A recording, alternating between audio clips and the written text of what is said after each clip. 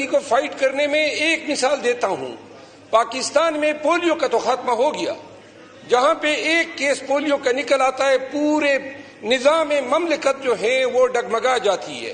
Polio اولین ترجیح ہے اور پاکستانیوں کی پاکستان کی جو تحفظ ہیں وہ ترجیح نہیں رہی ہے.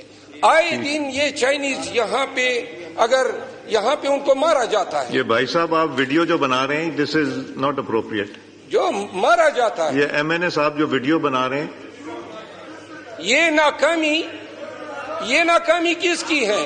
جی خاموشیاں ذرا پلیز ایک منٹ. اپنا عامر ڈوگر صاحب کیا یہ مناسب ہے؟ یہ جو آئے دن ہم خاموشیاں ایوان میں اختیار عامر ڈوگر کریں صاحب یہ مناسب ہے؟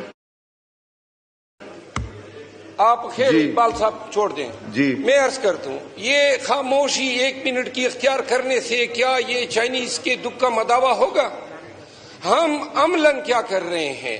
آئے دن فارن نیشنل مارے جا رہے ہیں، انویسٹمنٹ ختم ہے، ملک میں طوائف الملوکی ہے. اس ایوان کو سوچنا چاہیے اگر یہ جنگ صرف فوج کے لڑنے کی ہوتی تو یہ لڑ چکے ہوتے. پورے ملک پورے پاکستانیوں کی جنگ ہے. تو لہذا اس ایوان کی وساطت سے میری گزارش ہے یہ 1 منٹ کی خاموشی اور یہ آئے دن بیرون ملک جو لوگ آ کے ادھر یہاں پاکستان میں خدمات سر انجام دیتے ہیں یہ لاشیں بھیجنے اس کا کوئی عملی تدارک کرو. جس طرح پولیو کو فائٹ کر رہے ہیں اسی طرح دہشت گردی کو ہمیں فائٹ کرنا چاہیے. Thank you speaker. اپنا نور عالم صاحب آپ بات کرنا چاہیے.